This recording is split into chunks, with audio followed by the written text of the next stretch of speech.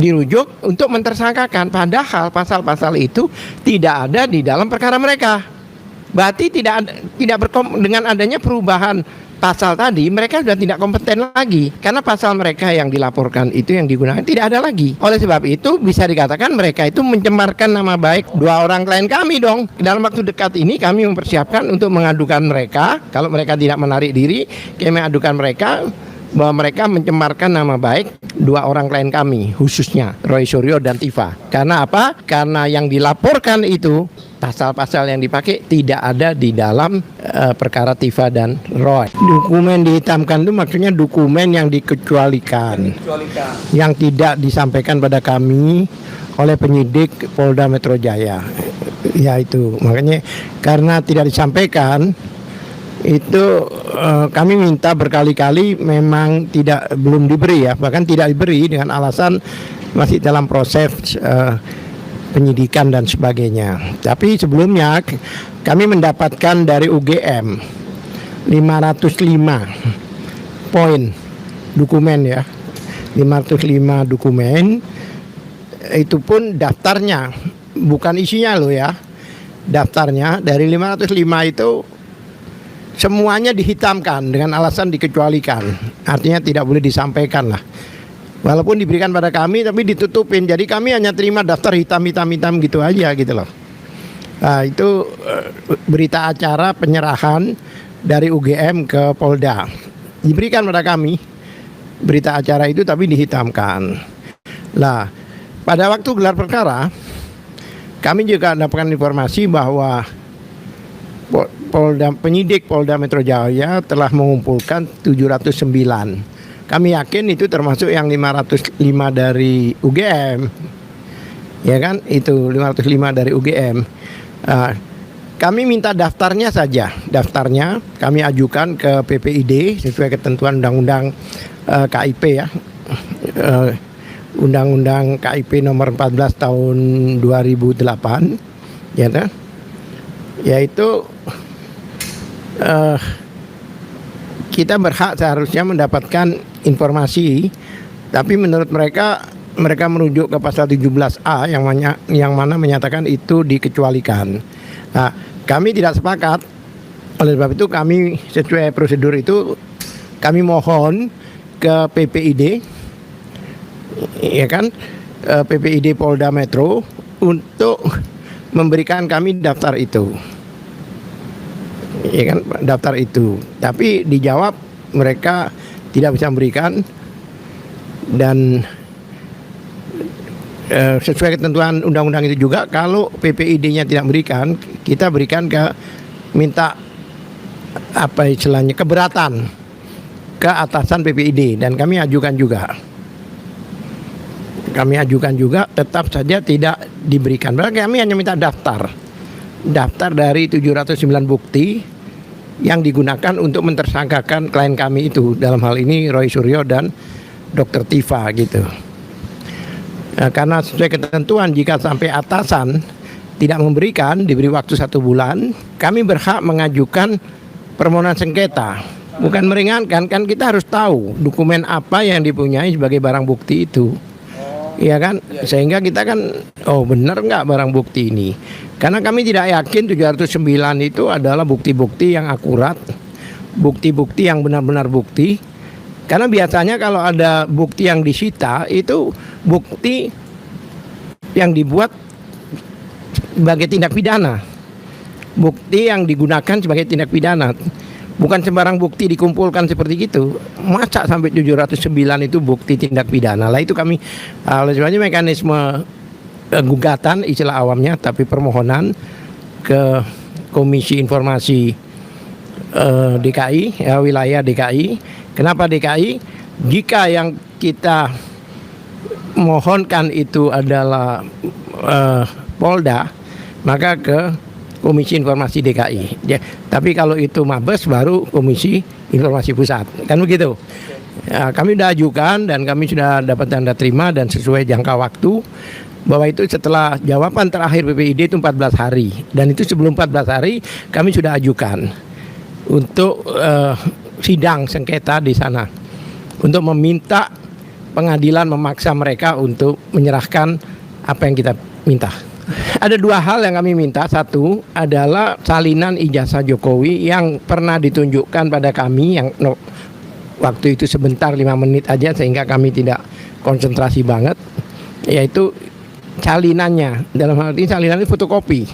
Tapi jawabannya Polda waktu itu, PPID menyatakan bahwa ini masih digunakan. Kami nggak minta apa yang ada di sana, tapi kopinya. Masa kopinya digunakan? Kenapa kami minta? Karena memang itu sudah terbuka di persidangan-persidangan KIP sebelumnya, Komisi Informasi sebelumnya, yang diminta oleh Bon Jovi, kemudian Bon Jovi itu bongkar ijazah Jokowi ya, Bon Jovi, kemudian Donatua, bahkan Donatua saya sendiri kan kuasa hukumnya, itu sudah dibuka. Kami hanya mengkonfirmasikan apa benar apa yang dipunyai oleh Polda itu sama dengan apa yang kami dapat. Sebenarnya sih nggak ada masalah kalau itu memang tidak ada masalah. Kami tidak tahu. Saya pikir ya, saya yakin ya dari pihak penyidik ya, nggak mungkin Polda UGM pada waktu menyerahkan itu dihitamkan, ya. Dan itu menurut kami itu strategi UGM agar mereka tidak dikejar-kejar oleh para pihak yang ingin tahu soal ijazah itu, seolah-olah sudah dilimpahkan ke Polda, semacam melempar bola panas lah. Itu kan udah di Polda, bukan di kami lagi itu. Itu. Tadi saya juga kaget juga dapat informasi dari wartawan, katanya ada kemungkinan si UGM itu menggugat Komisi Informasi. Ya, hakim. Komisioner, ya. Kalau petun itu memang bukan menggugat. Memang kalau kita mau banding di pengadilan KIP itu memang ke petun, ke PT UN untuk mendapatkan kepastian hukum. Kalau menurut saya itu bukan menggugat, enggak, informasi dari wartawan seolah-olah menggugat kan. Menurut mereka seolah-olah apa yang dibuka di persidangan itu adalah yang dikecualikan. Padahal dikecualikan itu kan ada ketentuannya. Harus melalui uji konsekuensi dan sebagainya, ya kan? Ya, hakim kan lebih tahu. Bukan hakim, istilah komisioner ya kalau di KPI.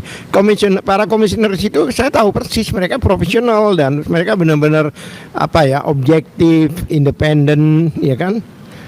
Betul-betul ya imparsial lah, gitulah. Gitu. Kami tahu persis dedikasi mereka dan sebagainya. Ya, cuma UGM kenapa galau? Itu hanya pembukaan informasi aja kan.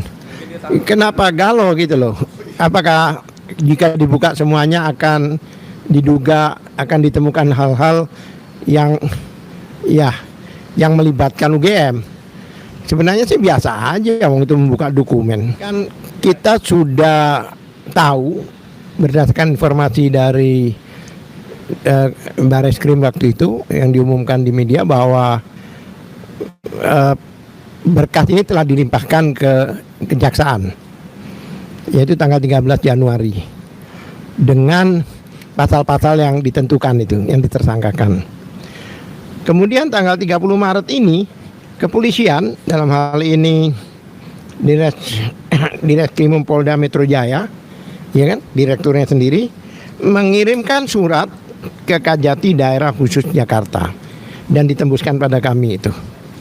Itu perihal pemberitahuan perubahan penerapan pasal. Perubahan penerapan pasal. Awalnya ketika kami baca judul ini, kita kira itu adalah perubahan dari KUHP yang lama ke KUHP yang baru gitu loh. Wajar lah mungkin ya. Tapi faktanya begitu kami lihat, di sini adalah perubahan pasal-pasal yang ditersangkakan. Dengan kita melihat di dalam rujukannya ini ada 2 sprindik baru. Ya kan, sprindik awal itu kan dikeluarkan surat perintah penyidikan yang awal itu 14 Juli 2025. Terjadilah kemudian proses bla bla bla bla bla sampai tersangka dan sampai dilimpahkan ke kejaksaan. Tapi kok tiba-tiba 14 Juli tiba-tiba ada surat perintah penyelidikan baru nomor bla bla bla, nggak saya sebut ya, tanggal 15 Januari 2026. Berarti 2 hari setelah pelimpahan. Pelimpahannya kan Januari 2013 ke kejaksaan. Belum, saya belum bicara dihilangkan. Saya bilang awalnya mereka sudah melimpahkan ke kejaksaan, ya kan? Yang mana di dalam pelimpahan itu menggunakan sprindik nomor B11740, ya kan? Garis miring 7 garis miring res 1.14 garing 2025 di Treskrimum, ya kan, yaitu tanggal 14 Juli 2025, ya kan, itu yang diserahkan. Pada saat di dalam penguasaan jaksa, karena kan diumumkan pada waktu itu di media dan sebagainya kan 13 Januari dilimpahkan. Dalam posisi sudah dilimpahkan dan dalam posisi status tersangka. Kalau nggak tersangka kan nggak dilimpahkan, ya kan? Lalu tiba-tiba muncul sprindik baru yang dikeluarkan tanggal 15 Januari 2026. Kalau pelimpahannya itu tanggal 13, berarti 2 hari setelah itu, 3 hari setelah itu dikeluarkan lagi sprindik 2026. Kemudian pada tanggal 30 Maret dikeluarkan sprindik lagi, 2 sprindik lagi. Makanya saya bingung juga, ini surat pemberitahuan perubahan penerapan pasal, tapi isinya SPDP, surat pemberitahuan dimulainya penyidikan. Mungkin kalau pakai judul itu orang jadi bingung loh, baru mulai toh, kan begitu. Kenapa jaksa mendalaminya? Malah kan jaksa ya kejati ya. Lah, sebenarnya begini, sebenarnya sudah tidak punya kewenangan lagi penyidik untuk merubah pasal-pasal yang sudah ditersangkakan karena sudah dilimpahkan ke kejaksaan, ya kan? Tapi ini kok dikasih surat, memang saya pikir judulnya ini kalau ada sprindik ini seharusnya surat pemberitahuan dimulainya penyidikan. Tapi dimulainya orang kan bertanya, penyidikan udah jalan, makanya diganti, akhirnya dibelokkan menjadi seolah-olah perihalnya pemberitahuan perubahan penerapan pasal. Lah, di sini tiba-tiba di sini pasal-pasal yang sudah diterapkan itu baik untuk klaster 1 yaitu TPUA itu yang masih ada 3 orang, kemudian klaster 2 ini dijadikan satu lagi. Jadi ada pasal 310, 311, kemudian 160, kemudian ada pasal lagi 27A, 28 ayat 2 dan sebagainya itu ada. Ya kan? Di situ sejak sprindik itu dikeluarkan, dikatakan bahwa disesuaikan. Pasal tadi itu disesuaikan menjadi 310, terus 434, 310 Undang-Undang Nomor 1 Tahun 1946 tentang KUHP, ya kan? Kemudian pasal 434. Jadi agak aneh. 310-nya pakai undang-undang yang lama. Lah, biasanya kan 310, 311. 310 itu pencemaran, 311 itu fitnah kan gitu. Ya, itu yang di KUHP yang baru 310 itu sudah menjadi 433 pasalnya. Tapi ini tetap 310. Ya kan? Kemudian 434. Kemudian pasal 246. Ini yang baru nih, dengan sprindik baru. Ya, 246 is okay. 246 itu sebenarnya penggantian dari 160. Oke. Kemudian pasal 242, kemudian ada lagi pasal 243, dan ini baru. Nah, sedangkan beberapa pasal yang lama itu seperti 27A, 28 ayat 2 itu dicabut. Diganti ini. Nah, sekarang kalau seandainya status tersangkanya karena pasal-pasal itu 27A, 28 seandainya kan nggak berlaku. Karena status tersangka itu menggunakan pasal-pasal itu. Berarti harus ulang penyidikan lagi dong, Pak? Loh iya, jika dikeluarkan sprindik baru, maka sprindik lama itu harus dicabut. Jadi proses awal lagi itu ya? Kan sprindik itu singkatan apa sih? Surat perintah penyidikan. Bukan, dimulainya. Iya. Saya baru tahu. SPDP. SPDP baru. Ya, surat perintah, sorry. Ya, dikeluarkan SPDP baru, kemudian surat perintah penyidikan. Surat perintah penyidikan. Berarti kesimpulannya kan baru perintah. Orang belum diperintah penyidik kan nggak mungkin. Berarti kan mulai awal. Surat perintah penyidikan. Nah, penyidikan dengan pasal baru. Ketentuannya jika ada seprindik baru, maka yang lama harus dicabut. Berarti nggak bisa double. Iya, berarti perkaranya jadi nol. Kalau perkaranya jadi nol, berarti perkaranya kembali nol. Ya kan? Status tersangka dengan seprindik yang awal ya harus tercabut. Kan sudah pernah kami lakukan dari awal. Kebetulan kan saya itu salah satu lawyer yang menangani perkara ini dari hulu ke hilir. Dari awal sampai akhir. Kan banyak juga lawyer yang di tengah-tengah masuk. Kalau saya dari hulu ke hilir. Sejak peristiwa pengaduan apa yang dinamakan Dumas, ingat ya? Dumas di Mabes Polri. Itu yang dilakukan oleh kawan-kawan TPUA, yang mana kawan-kawan TPUA itu adalah lawyer-lawyer pembelaan Bambang Tri dan Gus Nur. Awal. Nah, mereka mengadukan. Nah, pada waktu mereka tidak menemukan ijazah itu kan, bahwa ijazah dalam sidang Gus Nur dan siapa itu Bambang Tri, makanya mereka nanyain ke UGM. Nah, pada saat ke UGM, mereka itu bersama-sama dengan RRT, Rismond, Roy dan Tifa, yang mana mereka bertemu dengan pembantu rektor, kemudian dekan, kemudian menanya ijazah. Berarti mereka itu saksi di situ. Makanya saya kembalikan kemarin itu mereka sekarang kan ditersangkakan. Padahal pada waktu mereka jadi saksi di sana, seharusnya baik pelapor, pengadu maupun saksi yang di Bareskrim ya, termasuk RRT ini tidak bisa dilaporkan balik. Karena mereka sudah mengadukan lebih dulu sebelum inkrah. Tapi faktanya kan dilaporkan balik. Nah, ini yang kita keberatan. Jadi baik itu pelapor, saksi itu undang-undang PSK Perlindungan Saksi dan Korban pasal 10. Nah, tapi kan banyak orang-orang lingkarannya Jokowi bilang, Pak, bahkan di dialog, Pak itu Dumas. Loh, kalau Dumas kenapa di laboratorium? Kenapa dihentikannya dengan SP2 lidik, surat pemberhentian penyelidikan? Berarti itu sudah dilidik. Dan Dumas atau penyelidikan pun itu belum boleh di laboratorium. Tapi waktu itu kan di laboratorium yang dikatakan identik.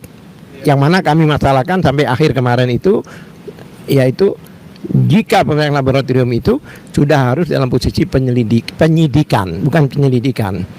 Ya karena harus dilampiri dengan laporan, dilampiri dengan BAP saksi, dilampiri apa lagi? BAP berita acara pemeriksaan penyitaan. Semua itu adalah proses di penyidikan. Nah, ini belum ada penyidikan, belum ada laporan di laboratorium. Nah, ini mungkin yang membuat JPU itu sekarang itu bingung karena masih ada kasus yang belum diselesaikan di Bareskrim, yang mana seharusnya laporan di Polda ini tidak diperbolehkan karena belum selesai. Oke, Pak, kita geser ke KIP ya, Pak ya.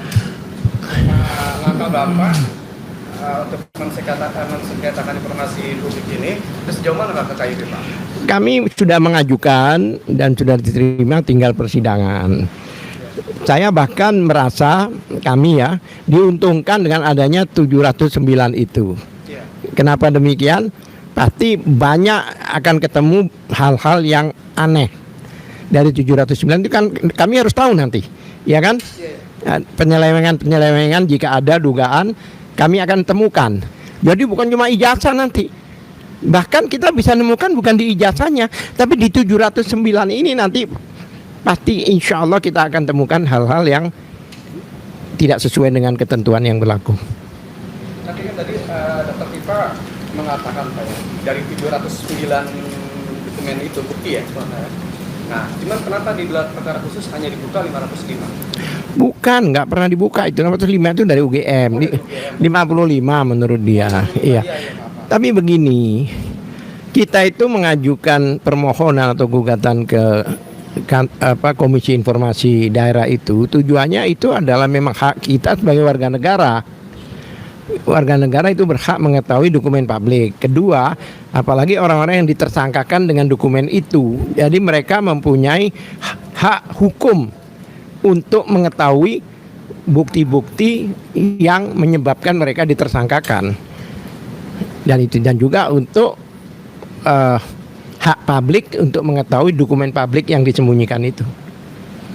Sebenarnya itu. Cuma satu hal lagi tadi yang Anda tanyakan soal sprindik dan sebagainya itu, ya kan? Kami juga mengajukan surat ke Komisi Nasional Hak Asasi Manusia, ya kan?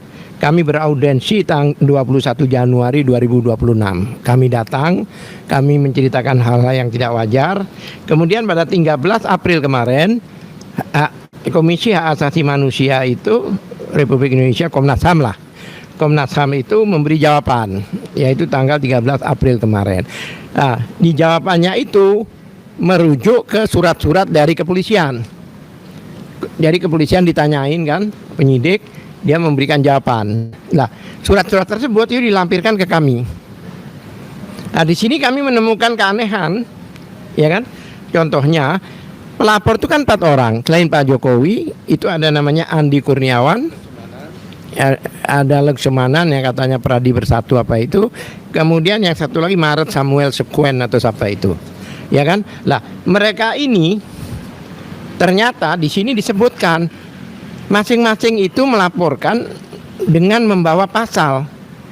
Contohnya Andi Kurniawan, dia melaporkan dengan menggunakan pasal 160.